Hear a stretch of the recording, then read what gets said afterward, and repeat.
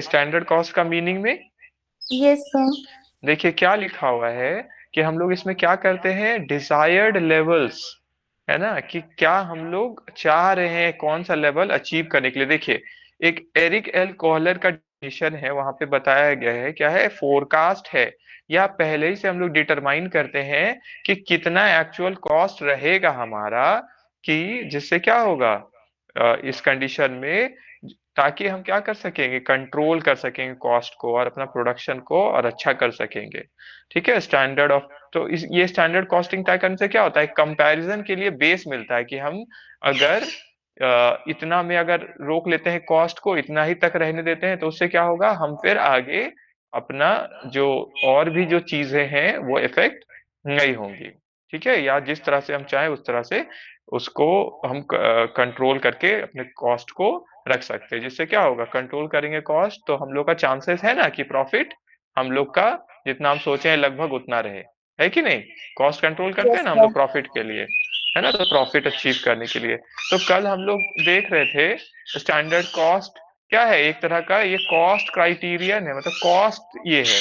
और standard costing क्या है, स्टैंडर्ड कॉस्टिंग ये है टेक्निक, जो कि क्या बोलता है, इसमें क्या बताया जाता है कि हम लोग कंपेयर करते हैं किसके किसके बीच में, स्टैंडर्ड कॉस्ट और जो एक्चुअल कॉस्ट आया है, और इसमें क्या डिफरेंस आ रहा है। ठीक है, तो जो भी अंतर आया, मान लेते हैं हम स्टैंडर्ड कॉस्ट तय किए हुए थे कि 100 रुपया तक हम रहेगा, मान लेते सिंपल में, और एक्चुअल कॉस्ट आया 110, तो ये क्यों 110 हुआ है, क्या है अच्छा डिफरेंस पहले आया 10 रुपया, तो ये क्या चीज क्यों आया, ऐसा डिफरेंस क्यों आया, क्या प्राइस बढ़ गया था, या हम क्वांटिटी ज्यादा लगा लिए उसके कारण हुआ। तो क्या होता है कि हम एनालिसिस कर पाते हैं कि एक्चुअल कारण क्या था इस डिफरेंस का, अगर कोई डिफरेंस है तो। ठीक है, तो यहाँ पे हम देख सकते हैं एक्चुअल कॉस्ट बढ़ गया है, तो ये क्या हो गया, ये हमारे बिजनेस के लिए जो कॉस्ट क्योंकि बढ़ गया तो प्रॉफिट का कम चांस हो रहा है। उसी तरह अगर इसका अपोजिट केस होता, यहाँ 100 स्टैंडर्ड कॉस्ट में बनाए लेकिन एक्चुअल कॉस्ट रहता 90, तो ये तो हमारे बिजनेस के लिए क्या है, हम जितना सोचे थे उससे भी कम हुआ कॉस्ट, तो क्या हुआ, फायदा का चांसेस ज्यादा है ना। समझ में आया। Yes sir. हाँ, तो इससे हम लोग क्या करते हैं, ये एक स्टैंडर्ड कॉस्टिंग में, कि हम लोग स्टैंडर्ड कॉस्ट पहले तो देखते हैं क्या होना चाहिए, तो इसके लिए जो फॉर्मूला टेक्निक्स है, और एक्चुअल कॉस्ट जो असली में आया ये तो हम तय किए कि इतना इतना रहेगा। ठीक है, अलग अलग अपना टेक्निक लगा के ऐसा होना चाहिए, कितना होना चाहिए मटेरियल का, जो अभी हम लोग देखेंगे भी। और फिर हम लोग एक्चुअल कॉस्ट जो असली में जब हम लोग बनाने गए तब कितना कॉस्ट आया, तो उसमें हम लोग देखते हैं, तो एक तो स्टैंडर्ड कॉस्ट निकालते हैं इसमें, और एक्चुअल कॉस्ट जो आता है फिर डिफरेंस देखते हैं, डिफरेंस क्यों आया वो देखते हैं, और फिर क्या इसके लिए कोई आगे भविष्य में हम कोई करेक्टिव एक्शन कि इसको सुधार कुछ कर सकते हैं आगे, कि आगे जब हम अपना स्टैंडर्ड कॉस्ट बनाएंगे फ्यूचर के लिए। ठीक है, तो उसमें भी हमको हेल्प करता है कि कहाँ बढ़ सकता है, कहाँ चेंजेस हो सकता है, जिससे हम क्या कर सके, सावधानी रख सके इस बारे में। ठीक है, तो अलग और भी हम लोग कल थियोरेटिकल पार्ट्स डिस्कस किए थे। ठीक है, तो अभी क्योंकि आज हम लोग को प्रैक्टिकल करना है, तो आइए प्रैक्टिकल में वेरिएंस एनालिसिस में अब आ जाइए। आ जाइए वेरिएंस एनालिसिस वाले हेडिंग में। यस सर आ गया। हाँ, देखिए वेरिएंस एनालिसिस में क्या है, इसमें एक बार इसको हम लोग देखेंगे। ठीक है, वेरिएंस एनालिसिस में क्या हो रहा है इसमें, कि स्टैंडर्ड कॉस्टिंग को बोला गया है कि हम लोग क्यों इस स्टैंडर्ड कॉस्टिंग को चूज किए हैं या अपने बिजनेस के लिए अप्लाई कर रहे हैं।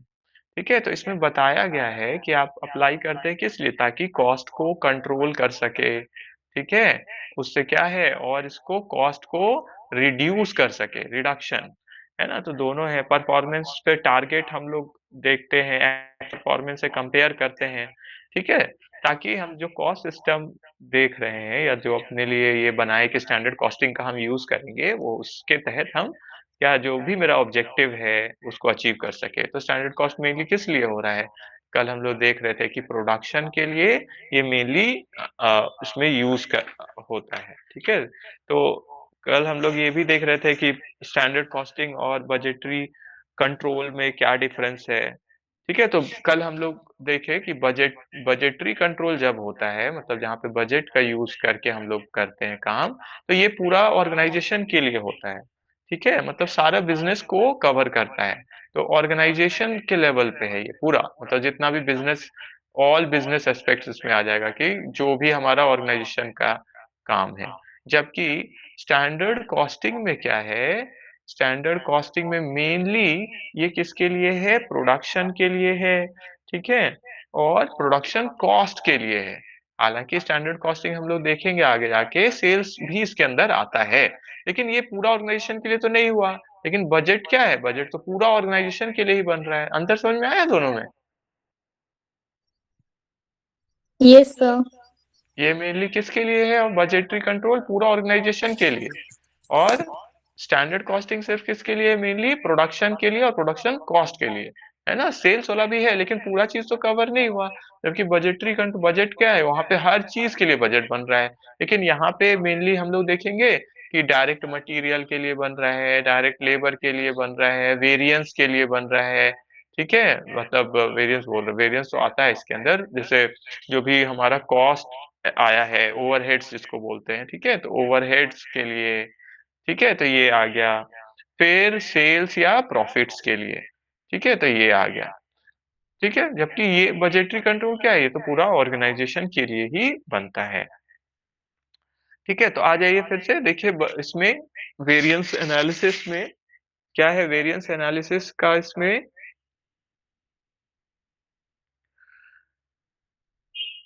ठीक है। तो वेरिएंस का मतलब असल में क्या होता है, तो वेरिएंस का मतलब होता है, क्या होता है बताइए, वेरिएंस का मतलब याद है, किसको बोलते हैं वेरिएंस, जब हम लोग का डिफरेंस जो होता है किसमें किसमें, एक्चुअल में और स्टैंडर्ड में, मतलब जितना स्टैंडर्ड हम, कॉस्टिंग में। हाँ, वेरी गुड, ठीक है। तो वेरिएंस क्या हो गया, जो डिफरेंस आ रहा है किसमें, एक्चुअल जो परफॉर्मेंस है माइनस किसमें, या एंड किसमें, स्टैंडर्ड में। एक्चुअल और स्टैंडर्ड में जो हम लोग का परफॉर्मेंस का डिफरेंस आया, ठीक है, तो मतलब एक्चुअल में कितना आया, जबकि हम लोग तय कितना किए थे, मतलब स्टैंडर्ड हम कितना बनाए थे। स्टैंडर्ड क्या हो गया, जो बेंचमार्क हम सेट करते हैं, जो लेवल हम अपने लिए सेट करते हैं, ठीक है। तो अभी देखेंगे जब हम लोग तो और पता चलेगा, ठीक है। अगर कोई कॉस्ट का वेरिएंस हम देख रहे हैं, ठीक है, तो उस केस में क्या होगा कि मेरा जब स्टैंडर्ड कॉस्ट जो हम तय किए थे वो अगर ज्यादा है किससे, एक्चुअल कॉस्ट जितना आया, तो बताइए आप तय किए थे मान लेते हैं 10 रुपया, है ना, लेकिन एक्चुअल कॉस्ट मान लेते हैं आता है 8 ही रुपया, तो बताइए ये ऑर्गेनाइजेशन के लिए आपको क्या लग रहा है, फेवरेबल है, मतलब अच्छा है कि नहीं है? सर अच्छा है। अच्छा है, क्यों? क्योंकि तय कितना किए थे 10, जबकि आया कितना, बस 8 बस 8, आया। है ना। क्लियर हो गया? Yes sir.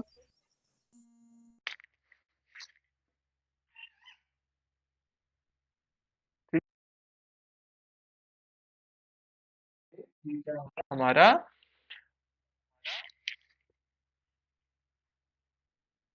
सर आवाज कट रहा है। हाँ अभी ठीक है, यस सर। हाँ, ठीक है। तो फेवरेबल में हो गया, ये फेवरेबल हो गया, 1 मिनट रुकिएगा, हाँ, एक,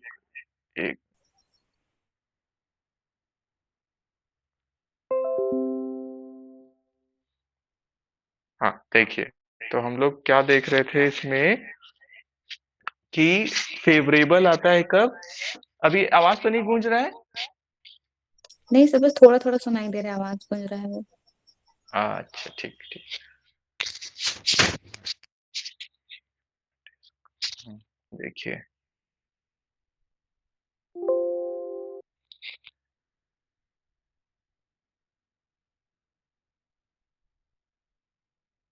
ठीक है। और इसी का अगर अपोजिट हो जाए, मतलब क्या, अगर स्टैंडर्ड कॉस्ट कम है लेकिन एक्चुअल कॉस्ट ज्यादा हो गया, तो उसको क्या बोलेंगे, उसके इसको अनफेवरेबल। समझ में आ गया? Yes sir. ठीक है। इसके अपोजिट में जैसे ये होता 12, ठीक है, और ये आ जाता 15, तो एक्चुअल ज्यादा हो गया, तो हम लोग क्या है, जो बजट मतलब स्टैंडर्ड कॉस्ट जो भी तय किए थे उससे ज्यादा आ गया, तो मेरा बाकी सारा चीज भी चेंज होने लग जाएगा, ठीक है, मतलब जो हम तय सोचे हुए थे उसके हिसाब से। तो इसमें ये हो गया हमारा क्या, वेरिएंस क्या हो सकता है, फेवरेबल भी अनफेवरेबल भी कॉस्ट में। अब इसी का उल्टा है, अगर यही अगर प्रॉफिट वाला कोई वेरिएंस रहता, तो प्रॉफिट आपको कब ज्यादा होगा? ठीक है, जब स्टैंडर्ड जो आप तय किए हैं, ठीक है, और या सेल्स, ठीक है, दोनों केस में, सेल्स वाले केस में भी देखिए क्या है, ये कब होगा, ये ज्यादा बेटर आपके लिए कब है, इसका अगर वेरिएंस अगर हम निकाल रहे हैं, अगर स्टैंडर्ड मेरा, स्टैंडर्ड जो भी आया सेल्स मान लेते हैं वो, और एक्चुअल सेल्स, बोलिए, अगर मेरा स्टैंडर्ड सेल्स मान लेते हैं क्या है, 10 रुपया है और एक्चुअल सेल 12 रुपया है, तो ये हमारे लिए फायदेमंद है कि नहीं है फायदा? बोलिए, फायदेमंद है कि नहीं? सर है। है, वेरी गुड। क्यों? क्योंकि एक्चुअल में सेल ज्यादा ना आ गया, समझ में आ गया? ये यस सर। ठीक है, इसी तरह प्रॉफिट, तो सेल्स और प्रॉफिट के केस में मतलब जो भी इनकम जैसा जो चीज है, उसमें क्या होता है, एक्चुअल अगर ज्यादा आ जाए तो क्या होगा, फेवरेबल। समझ में आ गया? Yes sir. ठीक है, तो ये अंतर है, कॉस्ट में क्या है, एक्चुअल कम आएगा तब फायदा, और जो भी इनकम वाला चीज है जैसे सेल्स प्रॉफिट, तो एक्चुअल अगर ज्यादा आ जाए तब फायदा। ठीक है, क्लियर हो यस गया? सर। Yes sir.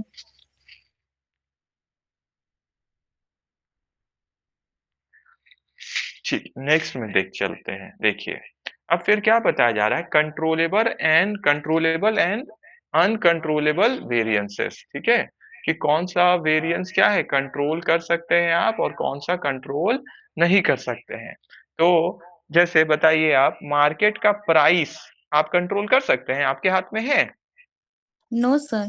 नहीं, तो ये क्या हो गया, अगर प्राइस घटता बढ़ता है तो ये क्या हो गया, अनकंट्रोलेबल है ना? Yes sir. ठीक है, और अगर कुछ ऐसा चीज है कि हम लोग कम क्वांटिटी यूज कर सकते थे, ठीक है, कि कम क्वांटिटी मतलब अच्छे से हम अगर यूज करते क्वांटिटी, ठीक है, तो वो क्या होता, हमारा काम अच्छे से होता, लेकिन हम ठीक से काम नहीं करते हैं तो क्या होता है, क्वांटिटी ज्यादा लगता है। जैसे एग्जांपल से समझिए, जब हम लोग सोचते हैं अभी तो बहुत टाइम है ना, और एग्जाम के लिए प्रिपेयर वैसा नहीं करते हैं, बस बैठे रहते हैं और किसी तरह कभी गाना सुन लिए, कभी थोड़ा इधर उधर चल गए, तो बताइए उस समय 1 घंटा में ज्यादा पढ़ाई हो पाता है? नहीं। नहीं। ठीक है, क्यों? क्योंकि हम उतने एफिशिएंटली काम नहीं किए हैं, मतलब एफिशिएंट, अगर इफिशिएंट नहीं है मतलब क्या होता है कि कम रिसोर्सेस में अच्छे से काम कर लेना, है ना? तो उसी यस 1 घंटा, हाँ, तो जो हमारे, तो ये तो हमारे हाथ में था कि नहीं, कि इस घंटा को हम अच्छा से उपयोग कर पाए, था। है ना? हाँ, तो इसी तरह ऑर्गेनाइजेशन में भी अगर ठीक से काम नहीं करेंगे तो क्वांटिटी ज्यादा लग सकता है। तो जो हाथ में है एक पर्टिकुलर पर्सन का या एक यूनिट का, डिपार्टमेंट का, तो उसमें अगर ठीक से नहीं करते हैं काम तो क्या होते हैं, इनएफिशिएंट होते हैं। तो इनएफिशिएंट और इफिशिएंट होना क्या है, हमारे हाथ में है। तो इसीलिए बताइए ये क्या हो गया, कंट्रोलेबल है कि नहीं ये? है। है। ठीक है, अंदर समझ में आ गया अब आपको? Yes sir. हाँ, ठीक है। अब देखिए, अब हम लोग नेक्स्ट पार्ट में इसका चलते हैं। देखिए क्या है नेक्स्ट पार्ट में, देखिए क्या बताया जा रहा है, क्लासिफिकेशन ऑफ वेरिएंसेस, कितना तरह का वेरिएंसेस है। ठीक है, विचरण ना। Yes sir. हम्म, कितना तरह का है, तो देखिए पहला क्या बोला गया, कितना तरह का, इसके अंडर पढ़ेंगे हम लोग, तो डायरेक्ट मटेरियल वेरिएंसेस, फिर क्या है, डायरेक्ट लेबर का वेरिएंसेस, फिर क्या है, ओवरहेड्स का, ठीक है, ओवरहेड्स कॉस्ट, और फिर एक है क्या, सेल्स या सेल्स प्रॉफिट्स। प्रॉफिट। ठीक है, तो अभी बताइए, ये कॉस्ट वाला तो हम लोग समझ लिए कब फेवरेबल या अनफेवरेबल होगा, है ना? जब हमारा एक्चुअल क्या होगा, कम होगा, किससे, स्टैंडर्ड से, है ना? समझ में आ यस गया? तो क्या बोलते हैं, फेवरेबल, कि ये हमारे लिए फायदा है क्योंकि एक्चुअल कॉस्ट क्या हुआ, कम आया, कम किससे, हुआ स्टैंडर्ड कॉस्ट से। Very standard good. कॉस्ट से। हाँ, वेरी गुड। और इसी का उल्टा हो जाएगा तो अनफेवरेबल, और इसमें उल्टा है, इसमें फेवरेबल कब होगा, जब, जब क्या होगा बोलिए, एक्चुअल एक्चुअल कुछ ज्यादा आ जाएगा। ज्यादा आएगा, वेरी गुड, स्टैंडर्ड से। यस। ठीक है, तो इनकम केस में ये होता है, और ये तो ये समझना जरूरी है क्योंकि ये अभी आएगा कुछ कुछ बात, है ना, कि देखिए इसमें फेवरेबल है, इसमें अनफेवरेबल है। ठीक है, अब देखिए हम लोग आगे बढ़ते हैं। तो सबसे पहला क्या है, डायरेक्ट मटेरियल। ठीक है, देखिए डायरेक्ट मटेरियल वेरिएंस सबसे पहला पार्ट है, डायरेक्ट मटेरियल वेरिएंसेस। अब इजी है, ठीक है, क्या है, मेनली फॉर्मूला बेस्ड है। ठीक है, तो डायरेक्ट मटेरियल का, तो सबसे पहले देखिए, तो बताइए मटेरियल का वेरिएंस अगर हमको देखना है मतलब क्या, ऑर्गेनाइजेशन तो कॉस्ट देखेगी ना, कॉस्ट में क्या ज्यादा हुआ कम हुआ, मतलब जितना हम लोग तय किए थे उसके हिसाब से है कि नहीं, है ना। तो मटेरियल बोलने का मतलब क्या हुआ कि इसका कॉस्ट में क्या अंतर आया, क्योंकि ऑर्गेनाइजेशन तो रुपी टर्म्स में देखेगी, रुपी कितना जितना हम सोचे थे उसके हिसाब से है, जितना स्टैंडर्ड बनाए थे। तो जो पहला ही वेरिएंस इसमें बात किया गया है वो क्या है, मटेरियल, बोलिए देख पा रहे हैं तो क्या है, material cost. Material cost variance. Very good, ठीक है, मटेरियल कॉस्ट वेरिएंस, सिंपल में इसको शॉर्ट में लिखा गया है एमसीवी। अब देखिए ये, इसमें अब हम लोग कैसे देखेंगे मटेरियल की वेरिएंस, अभी हम लोग तो देखे ना, वेरिएंस का मतलब क्या होता है, जो आप स्टैंडर्ड सेट किए हैं उसमें और एक्चुअल में कितना अंतर है, इसी को ना बोलते हैं, यस सर। शॉर्ट में इसको क्या बोल देते हैं, difference in standard and actual cost. Cost. कौन सा, यहाँ पे क्या देख रहे हैं, मटेरियल देख रहे हैं, तो कौन सा कॉस्ट, मटेरियल कॉस्ट। मटेरियल। समझ में आ गया, यस सर। ठीक है, तो यहाँ मटेरियल देख रहे हैं इसलिए मटेरियल कॉस्ट। अब देखिए तो इसका फॉर्मूला क्या बनना चाहिए, देखिए यहाँ पे क्या आ रहा है, पहले स्टैंडर्ड ही हम लोग लेते हैं कि स्टैंडर्ड के हिसाब से है कि नहीं। तो पहले स्टैंडर्ड कॉस्ट ये ला लिखिए, बुक में डायरेक्ट ये नहीं लिखा हुआ है, हाँ, तो इसको नोट करिए तो कॉपी में। तो क्या होगा, पहले क्या करेंगे, standard cost minus actual cost, लिख लिए, यस। ठीक है। अब देखिए standard cost minus actual cost, तो स्टैंडर्ड कॉस्ट को अब फुल फॉर्म में इसका मतलब इसका फुल फुल में लिखते हैं, इसका फुल रूप क्या होगा, ठीक है, फुल रूप क्या है, स्टैंडर्ड कॉस्ट अगर हमको निकालना है तो हम क्या सोचे थे, क्या सोचे थे मतलब क्या, कि कितना मेरा क्वांटिटी होगा, स्टैंडर्ड क्वांटिटी, कितना क्वांटिटी में हम बना लेंगे या काम कर लेंगे इस प्रोडक्ट पे, इनटू कॉस्ट निकालना है तो क्या करेंगे, क्वांटिटी इनटू प्राइस, है ना। तो स्टैंडर्ड क्वांटिटी इनटू जो प्राइस हम तय सोच के रखे थे, standard price, minus actual cost निकालना है तो उसमें भी क्या करेंगे, एक्चुअल क्वांटिटी जितना असल में आया इनटू एक्चुअल प्राइस हमको कितना पड़ा, क्लियर हो गया। Yes sir. ठीक है, तो standard quantity into standard price, देखिए कॉस्ट क्या होता है, कोई भी चीज का कॉस्ट मतलब क्या, जितना आप उसका क्वांटिटी खरीदे हैं इनटू क्या प्राइस था, जैसे 5 केजी मान लेते हैं हम कुछ खरीदे, तो क्वांटिटी क्या हो गया 5 केजी, और प्राइस यस मान लेते सर। हैं 1 केजी का 10 रुपया, तो टोटल यही ना हो गया कॉस्ट, कितना कॉस्ट हो गया 50, समझ में आ गया। Yes sir. उसी तरह स्टैंडर्ड कॉस्ट निकालना है तो क्या करेंगे, standard quantity into standard price, समझ में आ गया। Yes sir. जितना क्वांटिटी हम सोचे थे स्टैंडर्ड बनाए थे, और जितना का स्टैंडर्ड बनाए थे किसका, प्राइस का, कि इतना प्राइस में हमको अगर मिल जाएगा तो, ठीक है, ठीक है, जो तय किए थे हम प्राइस लेवल अपने लिए। और एक्चुअल क्वांटिटी तो क्या होता है, जो असली में हमको लगा और बनाने में कोई चीज, और एक्चुअल प्राइस क्या होता है, जो असली में जितना मार्केट से हमको पड़ा ये प्राइस, ठीक है, क्लियर हो गया। Yes sir. ठीक है, तो ये हो गया एमसीवी, बोलिए एमसीवी क्या है, standard cost minus actual actual cost, cost. ठीक है।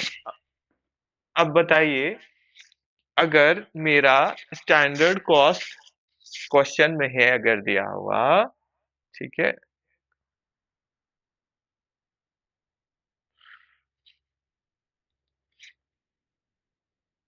हाँ ये देखिए स्टैंडर्ड क्वांटिटी अगर क्वेश्चन में लिखा है 5 रुपया, सॉरी 5 यूनिट, ठीक है, क्वांटिटी है, और प्राइस है 1, ठीक है, तो ये हो गया, माइनस एक्चुअल में हम जब खरीदने गए तो हमको लग गया 6 यूनिट उसी चीज का, मान लेते हैं, और इनटू प्राइस है, मान लेते हैं 2 रुपया लग गया, तो अब इसको निकालिए देखिए, तो स्टैंडर्ड आप बनाए थे 5 इंटू 1, तो कितना हो गया 5, माइनस 6 × 2 कितना हो गया, 12। तो 12। बताइए, ये तो माइनस में आ गया, है ना, माइनस में आ गया।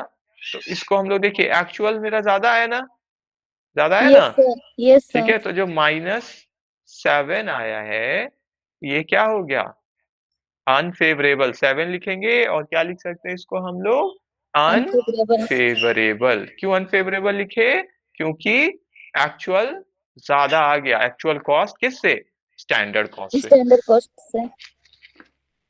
हाँ, ठीक है, चलिए आगे बढ़ते हैं अब हम लोग, ये तो क्लियर हो गया। ठीक है, समझ में आ रहा है ना। Yes sir. हाँ, अब देखिए, तो मेन तो कॉस्ट हम लोग निकाल लिए, तो मेन कॉस्ट ही का वेरिएंस होता है ना, क्या आया इसी को। जब एक और वेरिएंस है जो इसी का रूप का, जब हम लोग उसको चेक करने के लिए यूज करते हैं, ठीक है, या उसको भी अगर क्वेश्चन में वेरिएंस आए तो उसको भी निकालते हैं, क्या है, मटेरियल प्राइस वेरिएंस। क्या है बोलिए, material price variance. Price variance. तो ये क्या है, मटेरियल प्राइस वेरिएंस। हम लोग इसमें क्या करते हैं, प्राइस का, देखिए इसमें क्या चीज निकाल, उसमें कॉस्ट का वेरिएंस था, इसमें क्या है, प्राइस का वेरिएंस। ठीक है, तो प्राइस का अगर हम वेरिएंस देखें तो इसके लिए देखिए फॉर्मूला क्या बताया गया है, इसको शॉर्ट में क्या बोल रहे हैं, एमपीवी। तो इसका फॉर्मूला क्या है, देखिए क्या बताया जा रहा है फॉर्मूला, प्राइस का वेरिएंस। प्राइस का वेरिएंस मतलब प्राइस में क्या अंतर है, किसमें, standard price minus actual price. और क्वांटिटी कौन सा लिए, एक्चुअल क्वांटिटी। तो फॉर्मूला है ये, है ना, कि प्राइस में क्या वेरिएंस है, मतलब standard price minus actual price, और एक्चुअल क्वांटिटी कितना है वो इंटू करेगा, जो भी इसका आएगा रिजल्ट उससे इंटू हो जाएगा। ठीक है, अगर स्टैंडर्ड प्राइस मान लीजिए मेरा है 10 और एक्चुअल प्राइस है 8, तो बताइए फेवरेबल है कि अनफेवरेबल है ये, सर फेवरेबल है। फेवरेबल है, वेरी गुड, क्योंकि एक्चुअल कॉस्ट तो कम आ गया, एक्चुअल प्राइस तो कम है, वेरी गुड। ठीक है, तो ये जो रिजल्ट आएगा ये तो कुछ भी हो सकता है, कुछ भी लिखा होगा 10 तो 10। ठीक है, तो ये रिजल्ट क्या आएगा हम लोग का, इसी से पता चल जाएगा फेवरेबल है, क्योंकि प्लस में आ गया ये। ठीक, अब एक और वेरिएंस जो है, देखिए बुक में इसका फिर कारण भी लिखा हुआ है, क्यों हो सकता है, ऐसा क्या हो सकता है, एक्चुअल प्राइस कम हो गया मार्केट में इसलिए कम है, कुछ कुछ कंडीशन हुआ, और अलग अलग कारण है, आप देखिएगा पढ़िएगा, थ्योरी का पार्ट है। ठीक है, तो उसको भी पढ़ना है। अब देखिए दूसरा, ठीक है, क्या है, लास्ट जो इसमें लिखा हुआ है, मटेरियल यूसेज वेरिएंस। ठीक है, मटेरियल यूसेज, यूसेस। ठीक है, यूसेज वेरिएंस। यूसेज मतलब यूज, क्या यहाँ पे क्या यूज किया, मतलब क्वांटिटी का बात कर रहे हैं, है ना। यूसेज मतलब क्या हो गया, कितना यूज किए, मतलब क्या बात कर रहे हैं, क्वांटिटी का। क्लियर हो गया ये। Yes sir. तो एम यू वी, तो एम यू वी क्या है, इसका फॉर्मूला क्या बताया जा रहा है, देखिए क्वांटिटी के बारे में है, तो इसमें भी क्या स्टार्ट हो रहा है, standard quantity minus actual quantity. ठीक है, और इसको इनटू किससे करना है, स्टैंडर्ड प्राइस से। ठीक है, तो इसमें बस ध्यान रखना है कि क्वांटिटी क्वांटिटी वाला है, तो यहाँ प्राइस है, तो वो तो फिर एक दो प्रैक्टिस करते करते वो हो जाएगा, ये तो पढ़े भी है हम लोग सेमेस्टर 5 में, है ना, तो कोई बात नहीं, फिर से प्रैक्टिस कर लेंगे, हो जाएगा। देखिए, तो ये बस फॉर्मूला हो गया ये। अब मान लेते हैं स्टैंडर्ड क्वांटिटी है 8 और एक्चुअल क्वांटिटी है मान लेते हैं 9, तो मतलब आप सोचे थे 8 में ही काम कर लेंगे लेकिन 9 लग गया, बताइए फेवरेबल है कि अनफेवरेबल। अनफेवरेबल। हाँ, वेरी गुड, ये तो कुछ भी हो सकता है, तो ये क्या होगा, माइनस में आ गया, तो मतलब अनफेवरेबल है। देखिए समझना सीख रहे हैं ना, स्टैंडर्ड जो तय यस किए, सर। एक्चुअल जो एक्चुअल हुआ, मतलब क्या हुआ, अगर स्टैंडर्ड मेरा ज्यादा है, एक्चुअल कम है, तो मतलब मेरे लिए तो फायदा हो गया, क्योंकि कॉस्ट को हम लोग सब देख रहे हैं, प्राइस का ये सब तो कॉस्ट वाला पार्ट देख रहे हैं मटेरियल का। ठीक है, क्वांटिटी भी मेरा अगर ज्यादा लग गया है, ठीक है, असल में तो क्या हो गया, अनफेवरेबल, कम लगता तो मेरा फेवरेबल। ठीक है, क्लियर हो गया। Yes sir. हाँ, ठीक है, अब क्या करना है हम लोग को, आप अभी बाकी का जो उसका डिटेल वाला पार्ट है वो हम लोग कल देख लेंगे। ठीक है, अभी के लिए क्या करना है, आप कोशिश करिएगा इसका इलस्ट्रेशन होमवर्क में लिख लीजिए, इलस्ट्रेशन 1 लिख लीजिए, और 1 को वेरी इंपॉर्टेंट कर दीजिए। 1 प्रैक्टिस करिए, 2 3 और 4 थोड़ा सा आपको सोचना पड़ेगा, पर आप पहले आप करिए, उससे क्या होगा कि थोड़ा डेवलपमेंट होगा अपना भी, है ना। तो 1 2 3 4, 3 तक आप कर सकते हैं। 3 में और 4 में थोड़ा सा हल्का सा सोचना पड़ेगा, बस वैसा कुछ है नहीं, वही चीज है। और थोड़ा सा सोचेंगे तो क्लियर हो जाएगा। ठीक है, समझ गए कमलेश्वरी? Yes sir. हाँ, ठीक है। और कुछ पूछना है या बोलना है पहले का कुछ, या कुछ भी? नहीं सर, पहले का नहीं है। आप समझा चल, दे तो अच्छा, समझ गया। हाँ चलिए ठीक है। देखिए यही सब स्कोरिंग पार्ट है, सिंपल सिंपल देख रहे हैं ना, ज्यादा कुछ बनाना नहीं है। अगर मान लेते यही क्वेश्चन आ गया 15 मार्क्स का, तो इजिली हम कर, तो बेसिक क्लियर हो जाने से क्या होता है, आप फिर बनाएंगे तो अच्छा प्रैक्टिस हो जाएगा, तो आप अच्छा कर सकते हैं। तो प्रैक्टिस का मेनली है। प्रैक्टिस करते करते क्या होगा, फॉर्मूला भी लर्न हो जाएगा आपको। पहले तो फॉर्मूला भी आप एकदम सोचिए नहीं कि लर्न करना है, पहले बस प्रैक्टिस करिए। उससे क्या होता है, खुद ही आपका वो लर्न भी हो जाएगा। और प्रैक्टिस कर लेंगे, देख लेंगे कुछ इलस्ट्रेशन, तो क्या होगा, कॉन्फिडेंस भी आ जाएगा। ठीक है, यस सर। चलिए ठीक है फिर, thank you. Thank you sir. ठीक है।